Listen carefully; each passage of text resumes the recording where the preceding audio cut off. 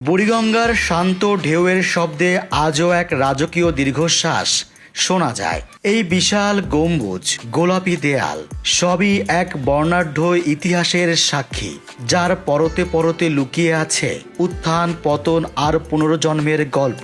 স্বাগতম আহসান মঞ্জিলে। সময়টা মুঘল আমল। এখানে ছিল জামালপুর পরগনার জমিদার শেখ এনায়েতুল্লাহর বিলাসবহুল রংমহল। কিন্তু জমিদারের মৃত্যুর পর তার ছেলে মতিউল্লাহর হাত ধরে এর মালিকানা চলে যায় ফরাসি বণিকদের হাতে। আভিজাত্যের কেন্দ্রবিন্দু তখন হয়ে ওঠে বাণিজ্যের কুঠি। কিন্তু ইতিহাস এই স্থানটির জন্য লিখে রেখেছিল এক বিশাল মহাকাব্য। 1830 সাল ঢাকার নবাব পরিবারের প্রতিষ্ঠাতা খাজা আলিমুল্লাহ ফরাসিদের কাছ থেকে এই কুঠিবাড়িটি কিনে নেন।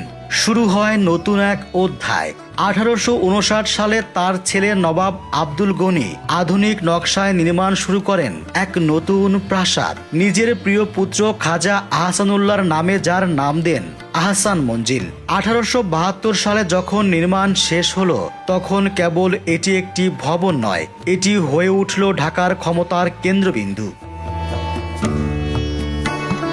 পুরো ঢাকা যখন অন্ধকার আর তেলের বাতিতে ডুবে থাকত, তখন এই প্রাসাদেই জ্বলে উঠেছিল আধুনিকতার প্রথম মশাল। 1901 সালের 7 ডিসেম্বর নবাব খাজা আহসানুল্লাহর প্রচেষ্টায় ঢাকাবাসী প্রথমবারের মতো অবাক বিস্ময়ে দেখল বৈদ্যুতিক বাতির জাদু। ঢাকা প্রথম আলোর দেখা পেয়েছিল এই নবাব বাড়িতেই। কিন্তু প্রকৃতি মাঝে মাঝে বড় নিষ্ঠুর হয়। 1888 সালের 7 এপ্রিল এক ভয়াবহ ঘূর্ণিঝড়ে প্রাসাদের অন্দরমহল ধুলোয় মিশে যায়। কিন্তু ধ্বংসস্তূপ থেকেই জন্ম নেয় নতুন এক সৌন্দর্য। আজ আমরা যে সুদৃশ্য গম্বুজটি দেখি, তা সংযোজন করা হয় সংস্কারের সময়। এটি যেন ধ্বংসকে জয়ের এক প্রতীক।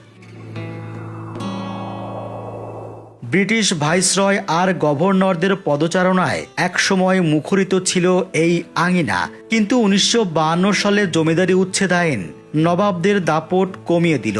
নবাব খাজা হাবিবুল্লাহ প্রাসাদ ছেড়ে পরিবাগে চলে যান। অংশীদাররা বাছবিচার না করে প্রাসাদের কক্ষগুলো ভাড়া দেয় ভবনটি ধ্বংসের দিকে যেতে থাকে।